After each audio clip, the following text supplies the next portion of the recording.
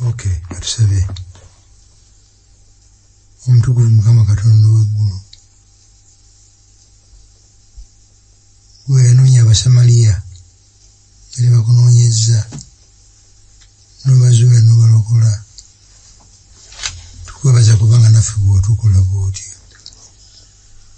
Nga tuyita mu lesoni eno omukwano omutwagala gutuzzeemu amaanyi. N'ennya ya Kristo Yesu Mukama waffe. Amiina. Tweyanziza nnyo mukadde waffe. Kituufu ttiimu yonna ejjudde. Mukulu Sebaduka waali, mukadde Kiwanuka David waali, ate ne Sewankambo naye waali, ne maama waffe mukyala mukadde Kabiito. Ekyokuyiga kyaffe omuwandiisi yakiwa omutwe ogugamba nti obujulirwa obulala obukwata ku Yesu. Tuzze tulaba emabegako oba twatunuulira abajja bajulira Kristo butereevu, era ne tulaba nti mbutuufu kyali kinene nnyo omuntu obuteeteekawo n'ekitiibwa n'akirekera Mukama waffe Yesu nga byonna yeye. Twagala kweyongera kulaba bujulirwa ki obulala obukwata ku Yesu. Waliwo njagala okutandikira. Mwatunulidde mwakirabye butya ekyokuyiga ky'olunaku olwaleero? Nsomba. Twalabye Yokaana. Bwe yanjula Yesu yajja mu babe. Ababe ne batamwaniriza. Kumpi kutuusa ku nkomerero. Kubanga bwakwatibwa n'abatono beerinawo ne bamwabulira. Nga twewuunya bulijjo kiki kyamuwa amaanyi ekyamugumya okufiirira abantu ab'engeri ng'eno.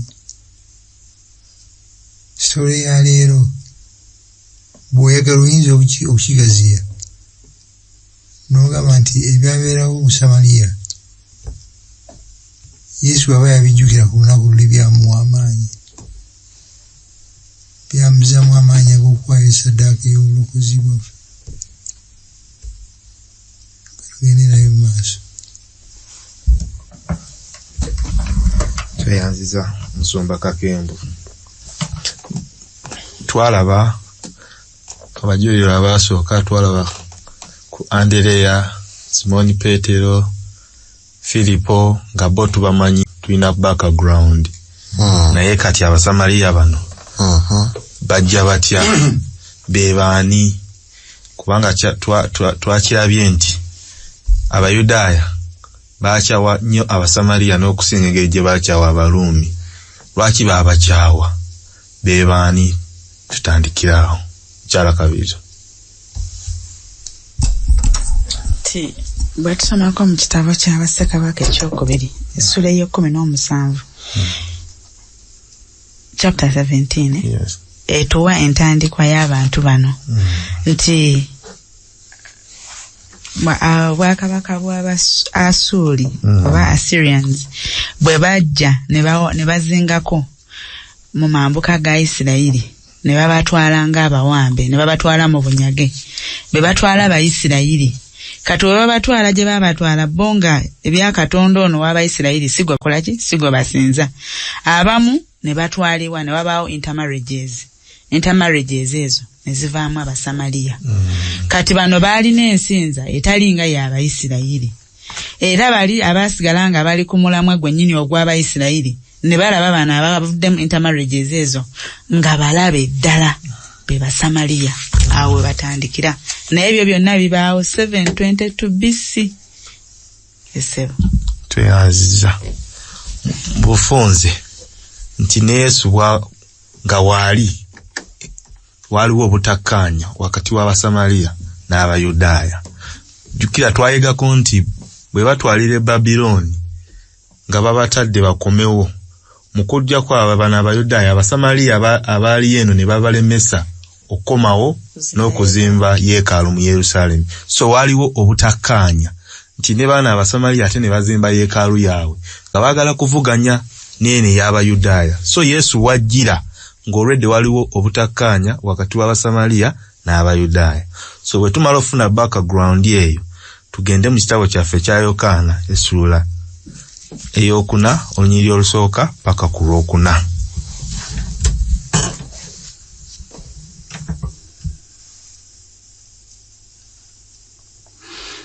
Mukama waffe bwe yawulira, bwe yategeera nga Abafalisaayo bawulidde nti Yesu ayigiriza era nti abatiza bangi okukira Yokaana, naye Yesu yennyini teyabatiza wabula abayigirizwa be, n'ava mu Buyudaaya n'agenda e Ggaliraaya nate, era kyamugwanira okuyita mu Samaliya. Tweyanza mukadde. Olwokusatu tugambye nti n'ava mu Buyudaaya n'agenda e Ggaliraaya nate.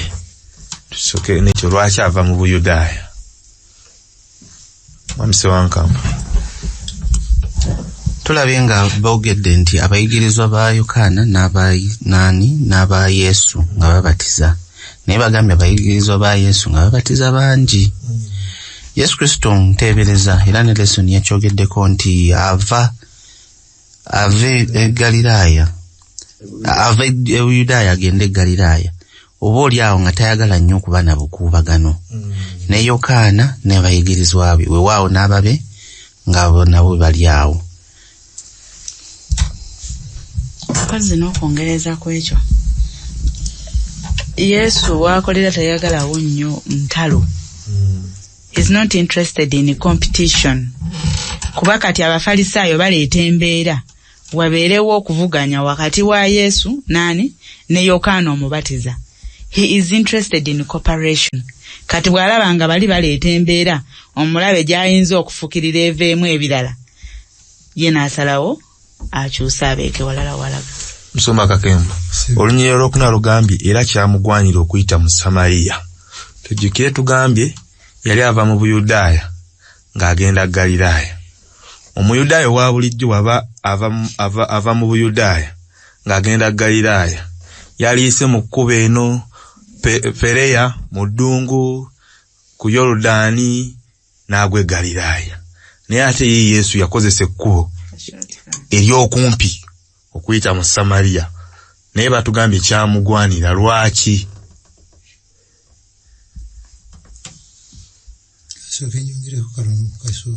Yes, sir. Abafalisaayo ekibafiisaayo kumbatiza. Abafalisaayo baali beerali abakulembeze ekikola Abayudaaya abakulembeze baali beeraliikirira nnyo obugumuko obugwawo mu Bayudaaya. Abaluumi nga buli kantu konna ke bafunawo akalaga nti waliwo akajagalano babikozesa okukuba, okubonereza, okutulugunya. N'olwekyo Abafalisaayo nabo nga beewala nnyo abayinza okusibuka. Kakati okumanya obulabe bwagenda wala nnyo wakati w'Abayudaaya n'Abasamaliya, ng'Omuyudaaya yeeraliikirira okuyita mu Basamaliya mu katale kaabwe, ayinza okukoona ku Musamaliya n'atabeera mulongoofu olunaku lwonna, olunaku 7. Ebyo by'Omusamaliya biyinza okumuvaako ebikwata. Okwewala ebyo, tambula olugendo luwanvu, kwekoola obi. Naye Yesu babiga nti kyamugwanira, he had to. Mu butuufu yetateekwa ye ng'Omuyudaaya, ye ng'omuyigiriza, ate nga alina n'ekibiina Abayudaaya ekitayagala kuyita wano, yandibadde yeekoloobya. Naye nga ye alina okuyita wano lwa nsonga nti alina omukwano.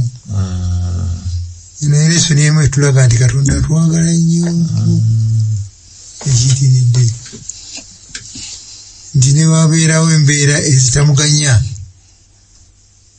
ne bwe ziba nga zakutulokola, zakutuwonya, ne bwe ziba nzibu zitya, ne bwe guba musalaba, yire kubo lyakwata okutuwonya. Amina. Tweyanziza nnyo Musumba Kakembo katweyongereyo Yokaana essula 4:5 paka ku 8. Awo n'atuuka mu kibuga ekya Samaliya kye bayita Sukali ekiriraanye olusuku Yakobo lwe yawa omwana we Yusufu. Era mwalimu oluzzi olwa Yakobo. Awo Yesu yali akooye olugendo n'amala gatuulako awo mabbali ku luzzi obudde nga ssaawa ya 6. Omukazi Omusamaliya n'ajja okusena amazzi. Yesu n'amugamba nti mpanywe, kubanga abayigirizwa be baali bagenze mu kibuga okugula emmere. Tweyanziza olwedde tubadde tufunye ku background nti waliwo obutakkaanya, naye ng'obutakkaanya buno bwe tulabye nti bulabika bwali wanuwe nga Abayudaaya be baakoowa ennyo Abasamaliya, naye tulaba nti Yesu Kristo ali ku luzzi. Biki bye tulaba wano ebitali bya bulijjo, ebiri unusual mukadde kiwanuka kye tulaba wano ku luzzi nga kiri unusual, si kya bulijjo. Yesu kutuula ku luzzi, kubanga twandimulowooza yandibadde atutuula kifo ekirala kyonna. Yatuula ku ki? Ku luzzi awo. Nze kinneewuunyisa muntu agenda okusena amazzi mu ttuntu okuva mu mayiro z'emmeka ate mu ttuntu. Abantu tumanyi nti tutera keera oba olw'eggulu, naye ku ssaawa 6 ngenda kusena amazzi. Nze kinneewuunyisa nti mu community zino oba Abayudaaya oba Abasamaliya bonna omukazi teyabanga muntu wa kumingolinga freely naye Yesu omusajja ayogera n'omukazi atali mukyala we naye mu lujjudde mu open nga nakyo kyewuunyisa. Era baliwo abasanga akola kino omukazi ono, nakyo kiri odd. Musumba Kakembo ekyewuunyisa ekigambo watu tukozesa ekigambo bujaayi tekimalayo bulungi. Okunyooma, kutyoboola, olulyo lw'Abasamaliya lwalabisa buli ekireetera Abayudaaya kunyoomoola. N'olwekyo omukazi ono ekimu ku byewuunya kwe kulaba omusajja Muyudaaya number 1 ayogera n'omukazi. It does not matter oba omukazi Muyudaaya oba Omusamaliya, ekyo kyali tekiri common. Nebandibadde Yerusaalemi ng'oluzzi luli Yerusaalemi, obusanga Yesu ng'ayogera n'omukazi tekiba very common. Naye ate ayogera n'omukazi Musamaliya. Naye of all things Yesu yasaba obuyambi, aba favor okuva eri omukazi anyoomebwa. Tikyandibadde afazaali Omusamaliya yandisabye obuyambi okuva eri Omuyudaaya. Naye ate Omuyudaaya okusaba favor tekijja. N'ekirala ekyewuunyisa wano kubanga tulabye eri mu nsibuko y'Abasamaliya nga bano okwewala okwekubagana nabo wakiri weekoloobya, naye Omuyudaaya ayise mu Samaliya. Era omukazi naye kimukuba wala nti gwe Omuyudaaya, yeewuunya kyakola awo. Tweyanziza kabatusomere olw'omwenda nalwo tululabe. Omukazi Omusamaliya n'amugamba nti gwe Omuyudaaya, kiki ekikusabye okunywelinza omukazi Omusamaliya? Kubanga Abayudaaya nga tebatabagana n'Abasamaliya. Omukazi mu njogera yalabika ng'eyeewuunyiza, ali surprised. Mulowooza lwaki omukyalo ono yeewuunya kusinziira ku background gye mutuwadde? Mwami Sewanga. Tuba tuyiga Bayibuli tulaba nga omukyalo ono nga bwe tugambye nti tebaalina nkolagana abasamaliya n'abaki n'abayudaaya kati yeewuunya omusajja omuyudaaya watuukira n'okusaba amazzi agasabe omukyalo omusamaliya because tewaaliwo nkolagana. Ekyokubiri bw'ova ku emabega eri kyembadde soogeddeeko nti ensisinkano ku luzzi yalina kye yali etegeeza nga oba oli awo ojjawo neki patina kati bw'olaba ng'ono ate atandise okwogereza ku luzzi mubaamu ebintu ebimu ebyegatta noga awo kiki ekigenda mu maaso.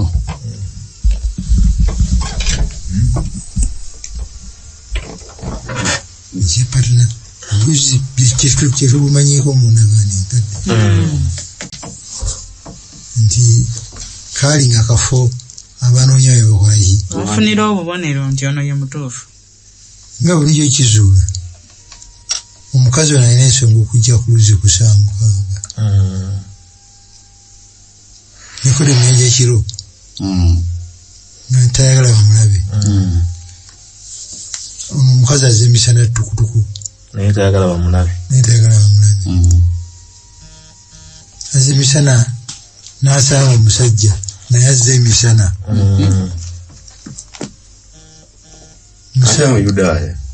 musawo ezirya kunonerwamu mazzi ate yasaba feva n'omukazi yennyini ebibuuzo bingi mu mutima gwe olw'experiensi esi mwana muto ebibuuzo tumala nno gabijweteka bambi tebiriimu tubijweteka kubanga tumanyi human nature bimuleetera ebibuuzo bingi nayina byanoonya yongereyo ekanisula nyonyero 10 paka ku 15 shobe Yesu yakwatamu ensonga eno.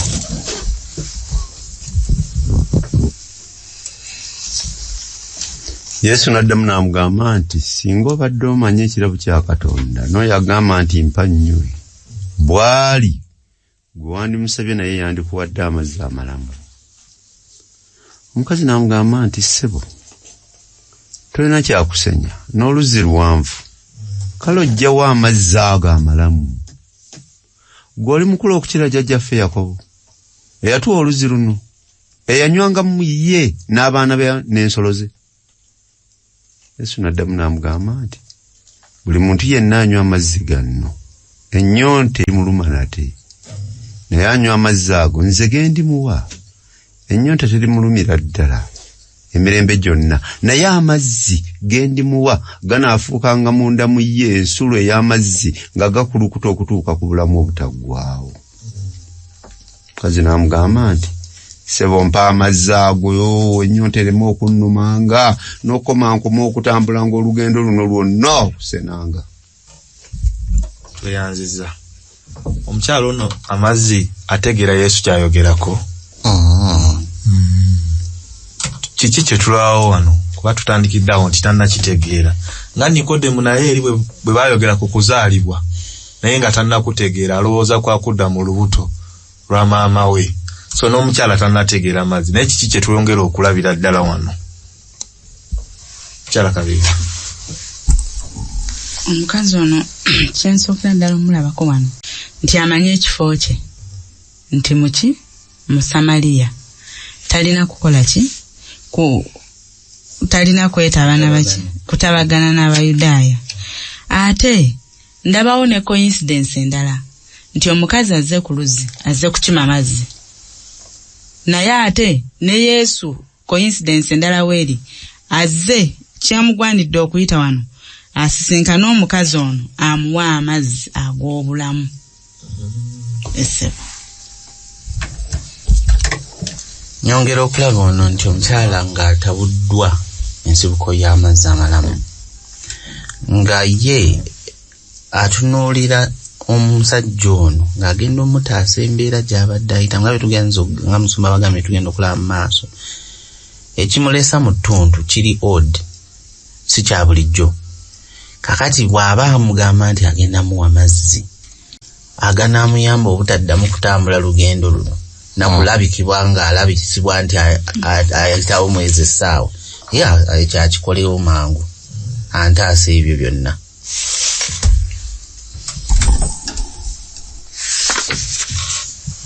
Anamugambye senga omanyi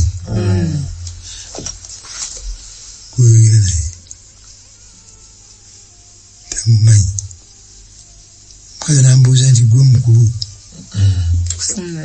okusinga Yakobo gwagaba amazzi amalala ag'obulamu. Yesu n'abanga akizeemu positive nti ye kubanga gano amazzi aga Yakobo nyonte ddamu nekuluma gemunywa gemusomberera buli lunaku naye nze genga bakasinga ku ga Yakobo. N'olwekyo omukazi bw'agamba nti tulina byakusena, tulina mugwa, tulina kabaketi. Yesu alinga mugamba nti byonna mbirina. Kyewuunyisa nnyo okuba nti omukazi n'alowooza nti Yesu talina byeyeetaaga gw'amazzi ag'obulamu, naye nga gwayogera naye yayogera ensi n'ebeerawo. Era okusobolwayo okumba mu wiiki ewedde. Tuyanziza Musumba. Kikyewuunyisa nti Yesu yatandise ng'asaba favor, yasaba amazzi. Wano we tutuuse kati omukyala olutambi lukyuse yasaba Yesu amuwa amazzi gano amalamu, naye nga tukitegedde nti tannagategeera. Yesu agezaako kumunnyonnyola, naye twagala tutongera okugaziya ku ky'amazzi gano amalamu. Tusooke tuddeyoko mu ndagaano enkadde mu Yeremiya essula 2:13 tulabe amazzi gano amalamu gegaliwa ggo. 2:13 yagambye, kubanga abantu bange bakoze ebibi bibiri, bandesenze oluzzi olw'amazzi amalamu, ne beesimira ebidiba, tanka ez'omu ttaka ebitayinza kubaamu mazzi. Omuyudaaya bw'omusomera olunyiriri olwo amazzi amalamu ategeera mazzi ki? Musumba Kakembo kusooka ategeera ensulo. Bakimanyi nti Mukama Katonda w'eggulu y'ensulo ey'amazzi ag'obulamu. Awo tewali akiwakanya. Era ne bebalabyeko bebayigiriza bwe bagenda e Babuloni besimidde ensizi ezaabwe nkalu tezivudde mu bulamu. Nakyo bakitegeera. Tweyanziza Musumba. Tugendeko ne mu Zekkaliya essula 14 onyiriri olw'omunaana. Awo olulituuka ku lunaku luli, amazzi amalamu galiva e Yerusaalemi, ekitundu kyago kirigenda mu nnyanja ey'ebuvanjuba n'ekitundu kyago ku nnyanja ey'ebugwanjuba. Kiriba bwe kityo mu kyeya ne mu ttoggo. Kyonna twogera ku mazzi amalamu. Yesu tumaze okitegeera nti ye mazzi amalamu, oba Katonda ge mazzi amaki amalamu. Naye ensibuko y'amazzi amalamu, wano Zakaliya ategeeza ensibuko yaago evudde mu Yerusaalemi. Mu Yerusaalemi bw'agamba ku buvanjuba n'ebugwanjuba ategeeza nsi yonna. Ekitegeeza kiri Yesu kye yakoze okuyitirako e Samaliya kyabadde kikakafu, kubanga ye ge mazzi ag'obulamu ageetooloola ensi yonna eri ab'amawanga gonna. Awo wenyini mukadde tugende tusomeko mu Yokaana essula 7:37 n'olwa38 ng'akakasiza ddala ebigambo mukadde by'ova okutugamba. Yesu 7 paka 38. Yokaana 7 lugamba, naye ku lunaku olw'enkomerero lwe lukulu olw'embaga, Yesu yayimirira n'ayogerera waggulu n'abagamba nti omuntu bw'alumwa ennyonta ajje gye ndi anywe. Akkiriza nze ng'ekyawandiikibwa bwe kigamba nti emigga gy'obulamu gy'amazzi amalamu girifulubuutuka mu lubuto lwe. Nsonga omuyudaaya nga Yesu Kristo ayogera background gye twafunye eri bo ensulo y'amazzi amalamu bamanyi Katonda Yahwe Elohim eyayogera babeewo kino ne kiba. Ate balaba Yesu naye yeeyita ensulo y'amazzi amalamu. Kikola kitya kyabakola kitya? Obanenya katono bali confused. Ono yenkanankana n'oli ate alina byakola ebyagala okwenkanankana n'ebyoli. Balina obuzibu okumukkiriza. Yesu yekolako claims ezimwenkanyakanya ne Katonda ate nga ge mazima. Yali yakabagamba nti nze mugaati gw'obulamu. Agulya mukulu mwanjala ali mwanjala. Kakati abagambye nti nze mazzi agaaki anywa kagigenda kufubutuka mu lubuto lwe. Obanenya katono okutegeera kwajjanga mpolampola. Tweyanziza omukyala mu Lunyiriri 15 ayagala amazzi gano aleme kuddamu kulumwa nnyonta. Amazzi gano tugafuna tutya? Amazzi gano amalamu mukadde kiwanuka sorry, I'm very sorry. Omukyalo ono simanyi oba bino abisoma n'abinyweramu mu ngeri y'obuntu oba kitutamanyi experience ye ng'omukazi amanyi abasajja oba ebya Yesu bino byayagera oba bitegeera bulungi.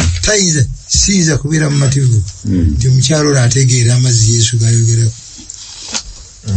Tanagategeera. Ne Yesu alina gy'amutwala. Amazzi aga Yesu Kristo kuyita mu kumukkiriza. Bwe tukkiriza Yesu Kristo ne tukola by'alagira, amazzi ago tugafuna. Tuddayo mu Yokaana essuula ey'okubiri. Yesu wagambye Mariyamu wagambira mutabani we nti bano evinnya emukoze eki? Naye kyabagamba kyemuba mukola ki? Kyemuba mukola. Bwe yabagamba nti muddire amazzi muteeke muki? Mu matogero. Nabo kye baakola okugenda okugabula nga vinyo atenka. Kitegeeza nti bwe tukkiriza Yesu kyagamba tetuyinza kusigala kyekimu. Okunyweza ekyamukadde bwe tusomako mu kubikkulirwa 22:17 agamba nti era omwoyo n'omugole boogera nti jangu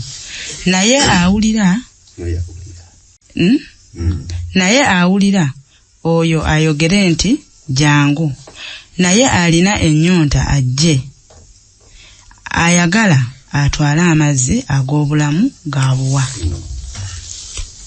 Mulimu okuwulira n'okujja. Saba kumpeerako Musumba Kakembo akazindala. Musumba Kakembo, amazzi amalamu n'omukyala ani anoonya munne? Bwetwagambidde generation yakwagala kwa Katonda kyamugwanira. Mulimu ensonga bbiri. Number 1, Katonda bwe yagala ensi bw'atyo n'okuwaayo yajja waayo. Omukazi ono Yesu yapulaningira okuyita e Samaliya. Omukazi alina kyamanyi, amazzi ge gajja gamulondoola. Yesu yatema evvuunike erisookera ddala eri okuwa omukazi ono amazzi agaki obulamu ekifaananako nekyawandiikibwa kyetwasomyeko mu Ezekieri kati tusomereko Ezekieri 36:25 paka ku 27. Saba abatuwuliriza omukadde ng'asoma baseeyo nnyo omwoyo kubanga kino kibuzo kikulu obulamu butagwa bufunibwa butya Nikodemu yali tamanyi n'omukazi ono tamanyi naye Katonda amanyi katubuulire agambye nti era ndibamansirako amazzi amalungi era muli babalongoofu ndibalongoosa mu mpitambi yammwe yonna ne mu bifaananyi byammwe byonna mbadde nsaba era ndibawa mukadde bw'osoma akola bino njala omuggumiza ennyo era ndibamansirako amazzi amalungi. Ani amansira? Yesu Kristo Mukama. Bemansirako amazzi amalungi. Era muli babalongoofu. Ekibafuula abalongoofu kiki? Atumansirako amazzi. Oli abamansirako amazzi. Ndibalongoosa mu mpitambi yammwe yonna. Ne mufaananyi byammwe byonna. Era ndibawa n'omutima omujja nenteeka omwoyo omujja ndibawa n'omutima omujja nenteeka omwoyo omujja mummwe era ndijja omutima ogw'ejjinja mu mubiri gwammwe nembawa omutima ogw'ennyama era nditeeka omwoyo gwange munda mummwe nembatambuliza mu mateeka gange. Omulimu gw'obulokozi gwani? Ani akola initiative? Ani akola biggest party? Eyange party ki? Buli akkiri obulokozi tubufuna lwakisa bwereere kikwatagana kitya ne Yesu kyegamba Nikodemu? Omugambye nti bwokkiriza nti omuntu yenna bw'atazaalibwa mulundi gwakubiri tayinza kulaba kabaka bwa Katonda. Ani azaala? Ye yennyini y'azaala. Obulokozi buva eri Mukama. Yes. Hallelujah. Ekibuuzo ekisigala waawo ye naye ffe tukola ki? Twagala nnyo okubaako bye tukola. Naye si kinene nnyo kukkiriza. Yanziza katweyongereyo Yohana essula 4:16 paka 18 tulabe Yesu. Ola 16 agamba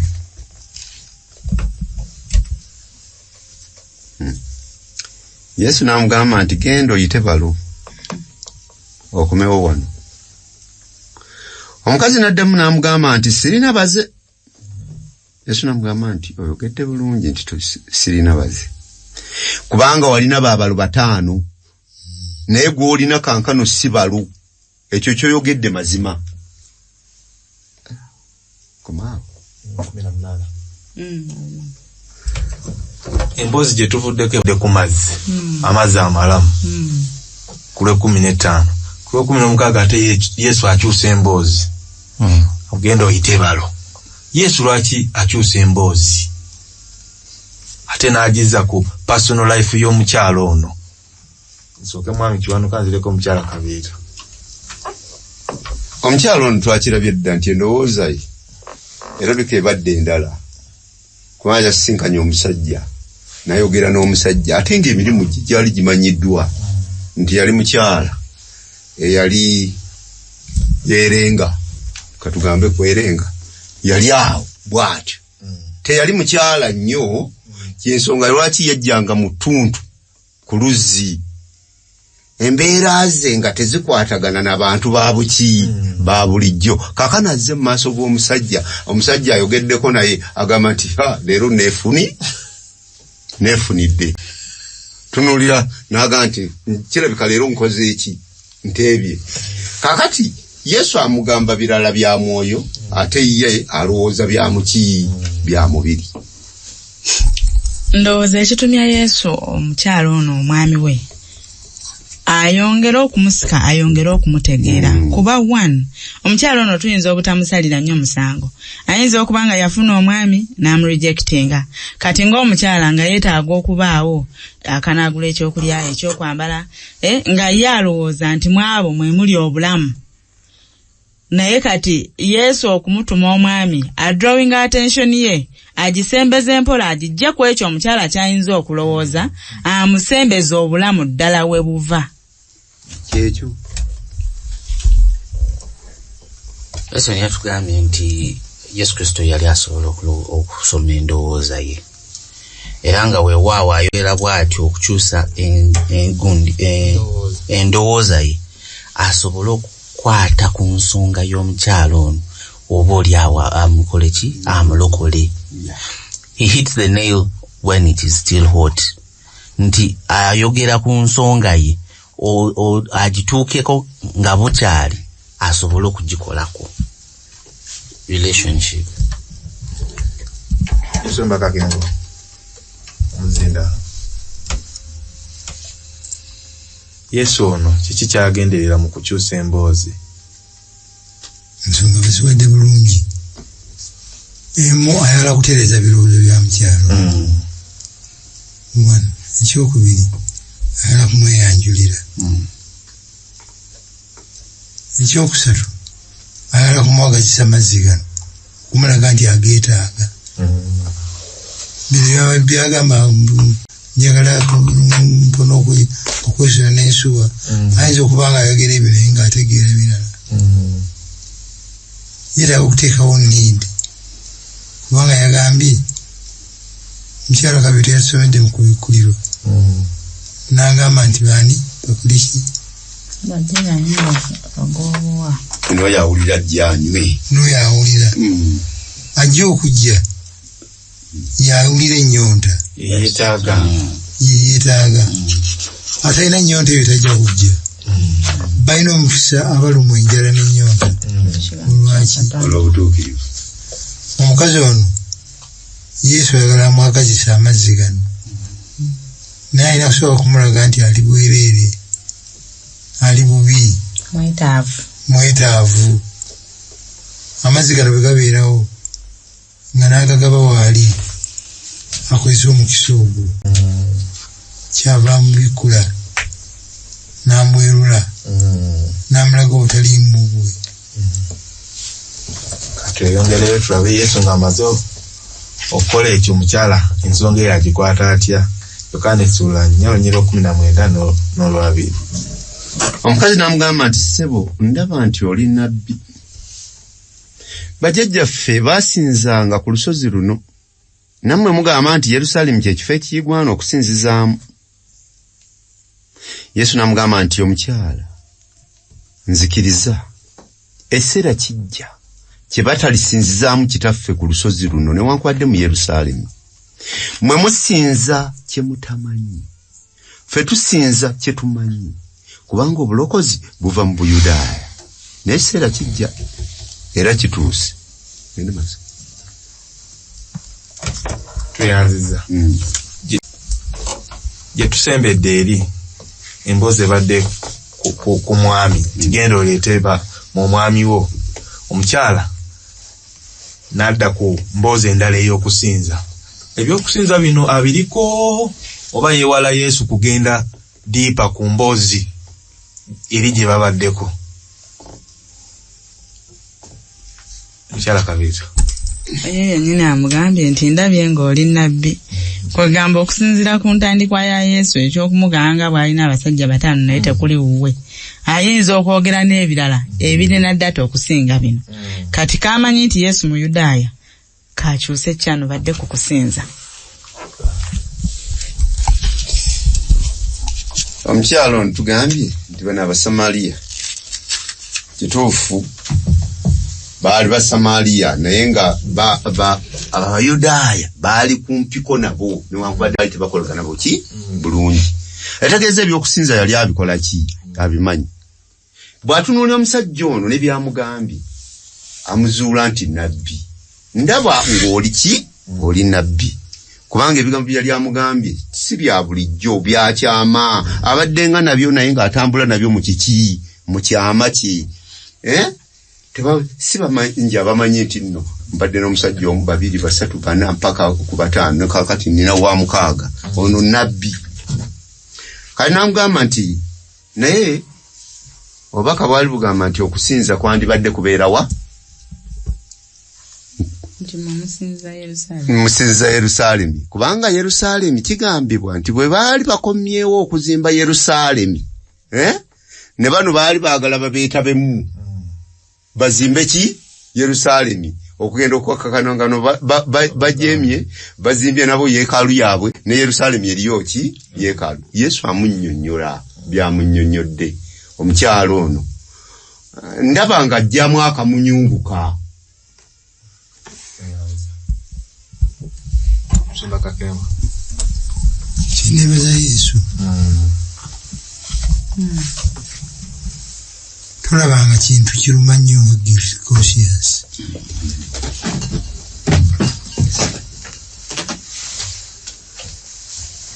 Okuzuula omuntu akumanyidde ddala n'akugirayo ddala. Omukazi ono nga bw'ogambye yatya nti Yesu ajja kujjayo n'ebirala. Ekisinga tukyuse ekyano, tukyuse topiki. Sikulwana n'ebirala tukoleki? Bivaayo. Yesu yali abimanyi ebirala. Yayita kunoganya nnyo nsonga n'okuleeta obwetaavu bw'amazzi gano. Yali tasobola kubijjayo. Tebijjayo. Yakomaawo. Bw'amegga taluma. Amiina. Naye n'agenda n'ekyayo n'ekyokusi. Ono kyaleese. Mukazi oyo nga tekyasobola konfrontinga mazima gano gamumanyi. Tweyanza katweyongereyo mukane kakati lesson ena ya Tuesday mukade tusomere paragraph akasemberayo ddala wakasiba.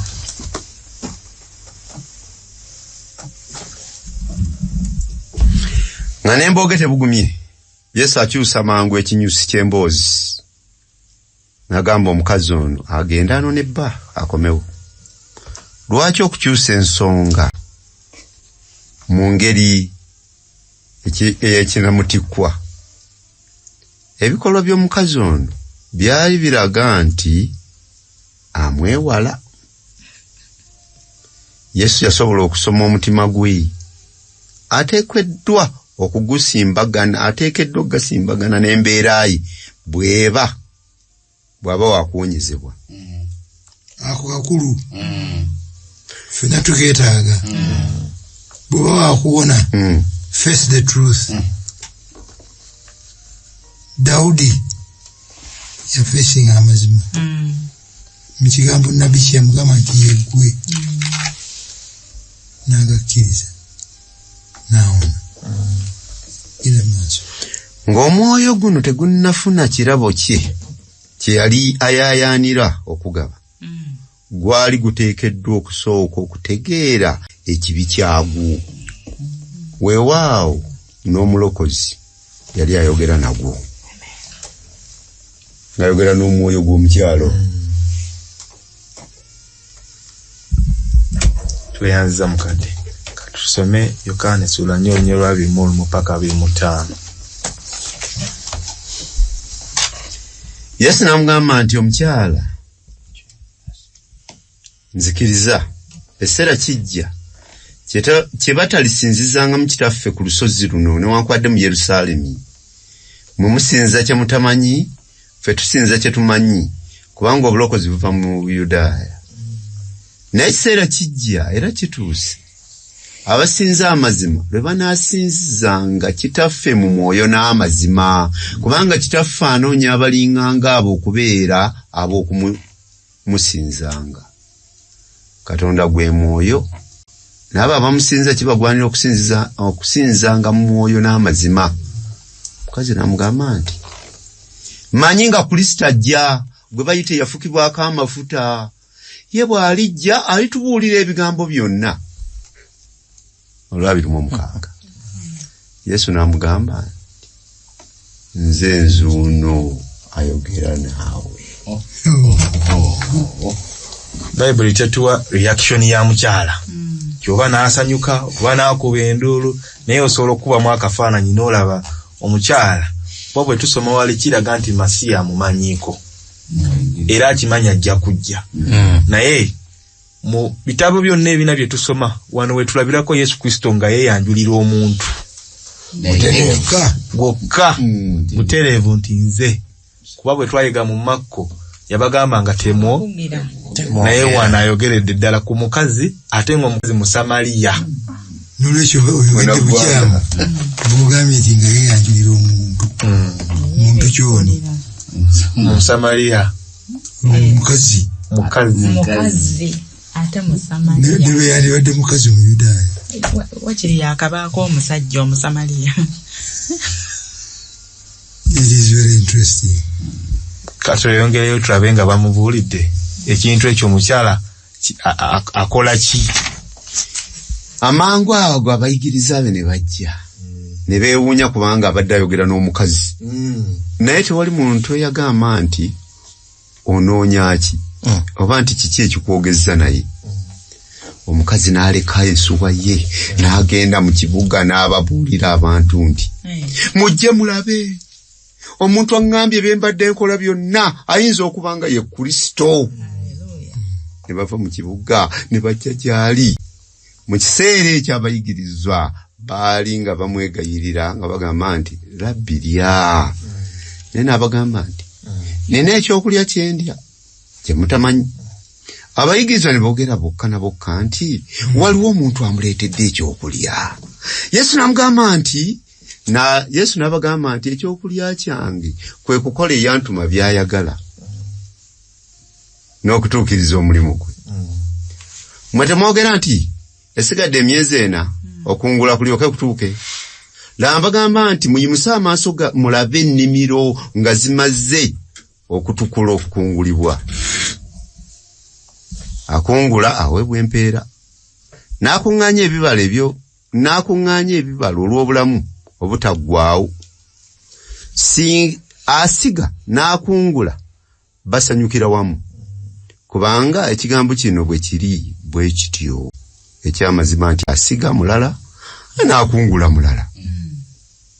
Nze nabatuma okukungula kye mutaategerera. Abalala bakola emirimu nammwe muyingidde emirimu gyabwe. Ngende maaso olasa kumumwenda. Ab'omu kibuga omwo Abasamaliya bangi ku bo abaamukkiriza olw'ekigambo ky'omukazi eyategeeza nti agambye bye nakolanga byonna. Abo Abasamaliya bwe baatuuka waali ne bamwegayirira abeere nabo n'asulayo ennaku 2. Bangi nnyo ne beeyongera okukkiriza olw'ekigambo kye. Ne bagamba omukazi nti kaakano tukkiriza si lwakwogera kwokka kubanga twewuliridde ffekka n'okutegeera tutegedde amazima ono ye mulokozi w'ensi. Ye mulokozi w'ensi. Tugenda kuggalawo n'ebibuuzo 2 byokka mu bwangu. Ekisooka omukyalo ono yalina reputation oba ekifaananyi kitali kirungi mu kyalo kye mu Samaliya. Naye bw'agenda okubagamba nti ndabye Kristo bavaayo bonna ne bajja bamulabe.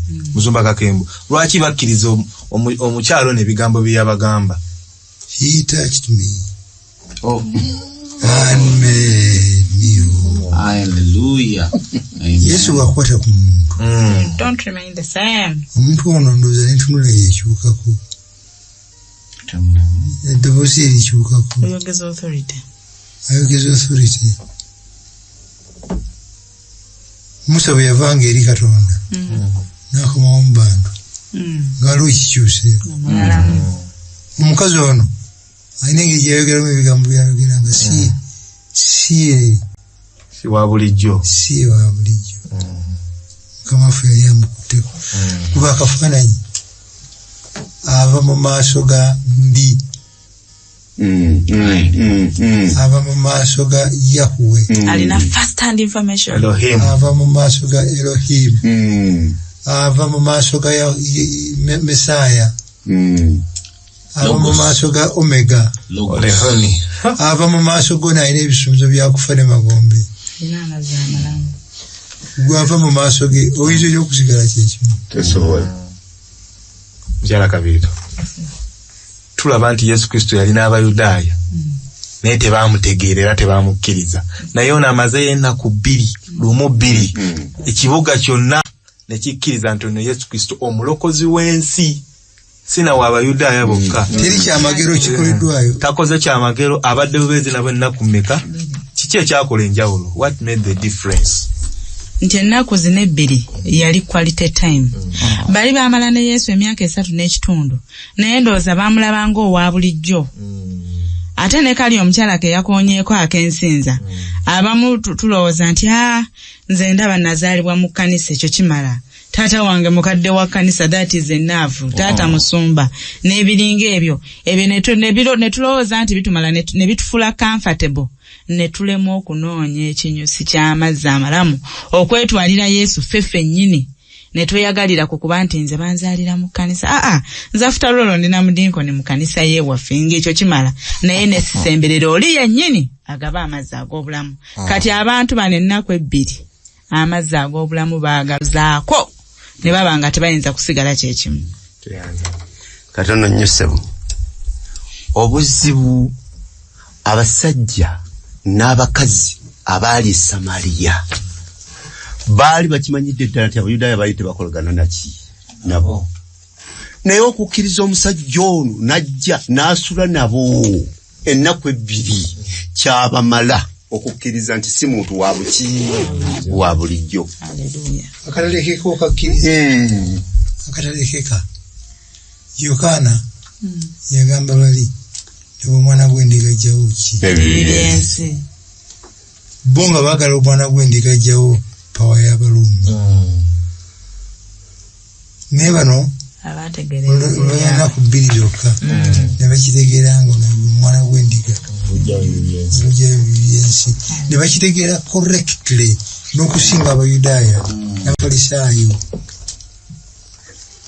n'okusinga ku Yokaana yakyogera.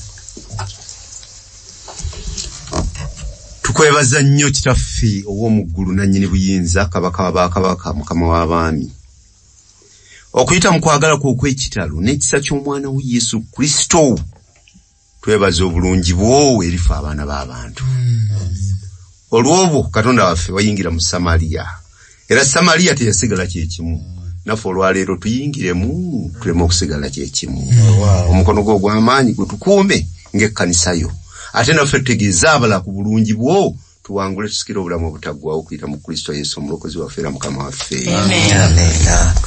Toyanziza nnyo mwebalire ddala olw'obuweereza buno obwa lesoni mutukoze bulungi nnyo nnyini ddala.